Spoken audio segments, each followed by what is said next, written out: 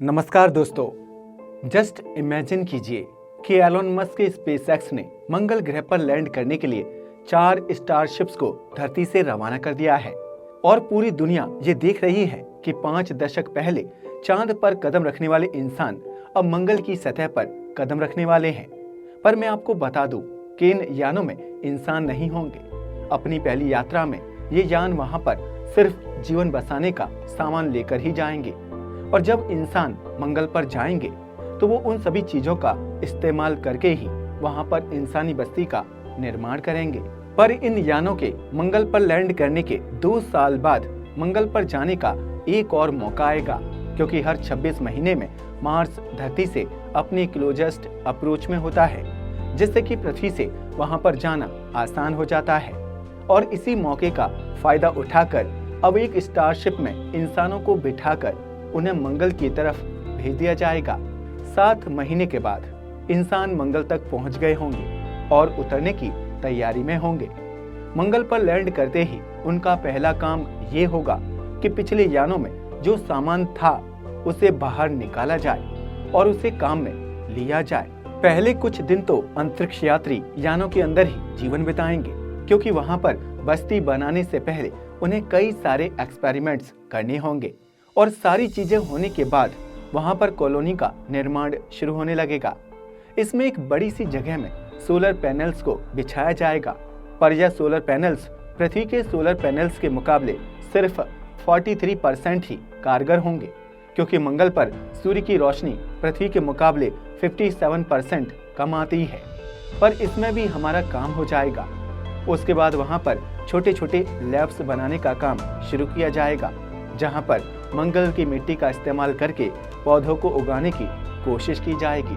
अब अगर इंसानों को हमेशा के लिए मंगल पर बसना है तो उन्हें कोई ऐसा तरीका खोजना होगा जिससे उनके लिए हमेशा पर्याप्त मात्रा में वहां पर ऑक्सीजन हो। हम जानते हैं कि मंगल की हवा में CO2 यानी कि कार्बन डाइऑक्साइड भारी मात्रा में पाया जाता है और वैज्ञानिकों के अनुसार वहां पर टेक्नोलॉजी की मदद से CO2 में से कार्बन और ऑक्सीजन को अलग कर दिया जाएगा, जिससे कि ऑक्सीजन की जो हमारी टेंशन थी वह पूरी तरह से खत्म हो जाएगी। तो मंगल ग्रह पर हमने पहले खाने का बंदोबस्त कर लिया और अब सांस लेने का। अब बारी आती है पानी की, क्योंकि पानी के बिना इंसान कितने दिन ही जिंदा रह लेगा। मार्स पर पानी तो भारी मात्रा में है, पर वो बर्फ के रूप में मंगल के पोल्स यानी ध्रुवों पर जमा हुआ है और उसके आसपास की सतह के अंदर दबा है।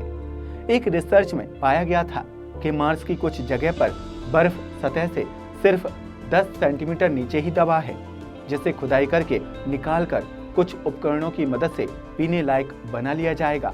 कहा जाता है कि मंगल में पानी बर्फ के रूप में इतना ज्यादा है कि अगर ये सारी बर्फ पिघल जाए तो शायद मार्स पर विशाल नदियां तथा समुद्र बन जाएंगे। पर इसे पूरी तरह से पिघलाने के लिए हमें काफी उन्नत तकनीकी चाहिए होगी, जो कि शायद आज से 100 साल बाद भी पॉसिबल ना हो पाए। पहले सफर में लगभग 30 अंतरिक्ष यात्रियों को मंगल पर भेजा जाएगा, जिसमें से सारे अंतरिक्ष यात्री अलग अलग प्रोफेशंस के होंगे, जिसमें से कुछ साइंटिस्ट, इंजीनियर्स, मेडिकल स्पेशलिस्ट और साइंटिफिक बैकग्राउंड्स के मिलिट्री पर्सनल होंगे। इन सभी को मंगल पर लगातार 26 महीने गुजारना होगा, क्योंकि इससे पहले वहां से आने का कोई रास्ता नहीं है। पृथ्वी और मंगल का वातावरण काफी अलग है, इस वजह से पहले 1 सप्ताह तो वहां के अंतरिक्ष यात्रियों के पसीने छूट जाएंगे। मंगल पर ग्रेविटी और प्रेशर काफी कम है। अपने 7 महीने के सफर में ग्रेविटी की कमी की वजह से सारे अंतरिक्ष यात्रियों के मसल्स काफी कमजोर हो गए होंगे और अगर वो अपने 7 महीने के सफर में घंटों भर एक्सरसाइज नहीं करेंगे तो उनकी हालत ऐसी हो जाएगी कि वह एक कदम खुद से आगे नहीं चल पाएंगे। पर धीरे धीरे वो सभी मंगल के वातावरण को एडेप्ट कर लेंगे। पर जब हफ्ते भर बाद वह यान से बाहर निकलेंगे तो सबसे पहले उनका सामना वहां के तापमान से होगा, क्योंकि मंगल का तापमान 20 डिग्री से -63 डिग्री तक चला जाता है और जहां हम पहली बार लैंड करेंगे वहां पर तो काफी ठंड होगी। मार्स पर तूफान तो इतने खतरनाक होते हैं कि इस तूफान से उड़ता हुआ धूल पूरे ग्रह को अपनी चपेट में ले लेता है। जब वहां पर एक छोटी कॉलोनी तैयार हो जाएगी तो वहां पर क्रायोमीथेन बनाने का काम शुरू कर दिया जाएगा, क्योंकि यही ईंधन उन 30 लोगों को वापस पृथ्वी पर लेकर जाएगा और इसे इतनी जल्दी इसलिए बनाया जाएगा जिससे कि अगर कोई आपातकालीन सिचुएशन आ जाए और सारी बस्तियां नष्ट हो जाएं, तो एटलीस्ट घर वापस जाने के लिए उनके पास साधन होगा, नहीं तो उन्हें अपनी मौत का इंतजार खुद ही करना होगा। वहां पर कॉलोनी बनाने के लिए 3D प्रिंटिंग का इस्तेमाल करना होगा।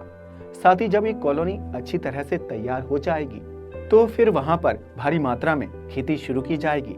इसके लिए धरती से कुछ साइनोबैक्टीरिया भी इंसानों के साथ जाएंगे, जिससे वहां पर वह साइनोबैक्टीरिया अमोनिया प्रोड्यूस करेंगे, जिससे कि वहां पर खेती और अच्छे तरीके से हो सकेगी, क्योंकि ये वहां पर खाद का काम करेंगे। सारी चीजें होने के बाद वहां पर टमाटर, आलू, गाजर जैसी कई सारी सब्जियां उग चुकी होंगी। एक समय तो ऐसा भी आएगा कि मंगल पर धरती से नॉनवेज खाने को पैक करके मंगल तक लाना भी पॉसिबल हो जाएगा।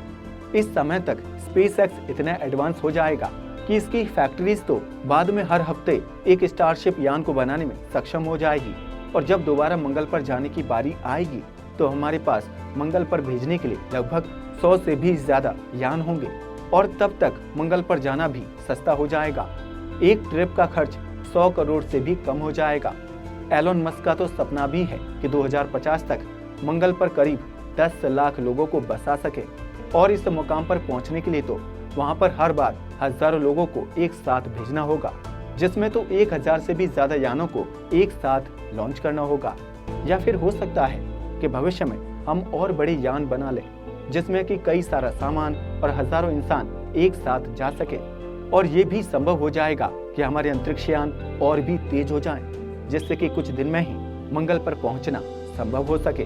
मंगल की बस्तियों को एक बड़े से शील्ड से ढकना भी होगा, क्योंकि सूर्य की खतरनाक किरणें हमेशा आपकी जान लेने के लिए उत्सुक होंगी, क्योंकि उसे रोकने के लिए मंगल के पास मैग्नेटिक फील्ड है ही नहीं। पहले तो हमें बस्ती बनाने के लिए 30 से ज्यादा इंसानों को ले जाने की जरूरत भी नहीं होगी, क्योंकि रोबोट्स और 3D प्रिंटिंग अपना काम करना बखूबी जानते हैं। पर जब दुनिया भर की स्पेस एजेंसीज देखेंगी कि स्पेसएक्स मंगल पर जीवन बसाने में इतना आगे आ चुका है, तो अब वो भी मंगल पर इंसानों को भेजना शुरू कर देंगी, और मंगल पर शक्ति प्रदर्शन की प्रतियोगिता शुरू हो जाएगी।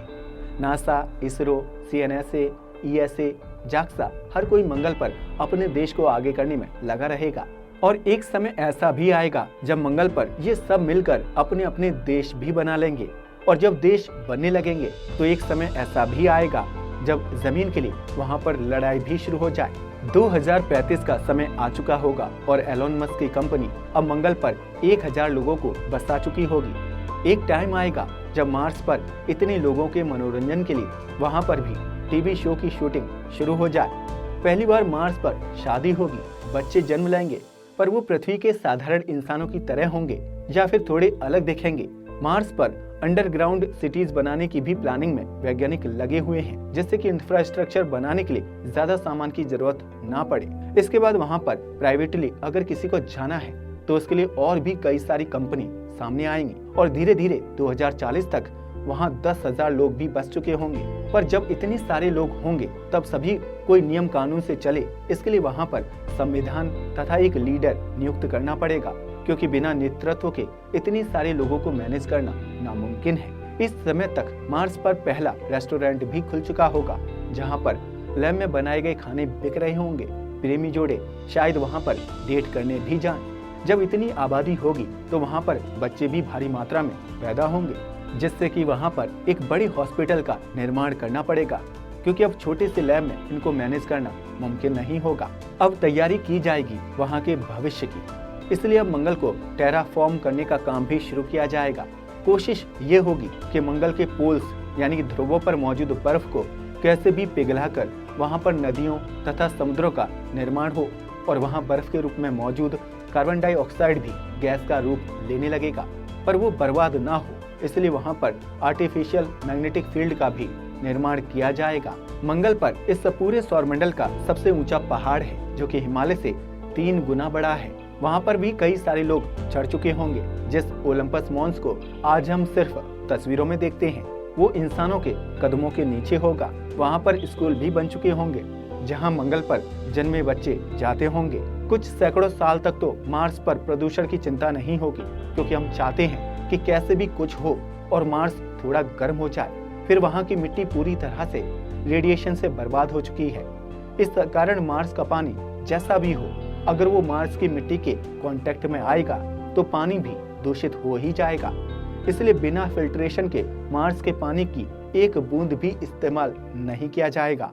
कहा जाता है कि मंगल की सतह के नीचे कई दुर्लभ रॉ मटेरियल्स पाए जाते हैं और इस वजह से उस जगह का मालिक कौन होगा, इस चीज को लेकर वहां पर युद्ध भी छिड़ सकता है। पर सच में क्या होगा, ये तो हमें मंगल पर जाने के बाद ही पता चलेगा। ये सारी चीजें सुनने में जितनी अच्छी लग रही हैं, उतनी हम भारतीयों के लिए फायदेमंद ना हो, क्योंकि 2050 में भी हमारा इसरो वहां पर इंसानों को भेज पाएगा, इसकी कोई गारंटी नहीं है। हाँ, हमारा इसरो भले ही बहुत प्रगति कर रहा हो, पर वो आज भी नासा जैसी स्पेस एजेंसी से बहुत ही पीछे है।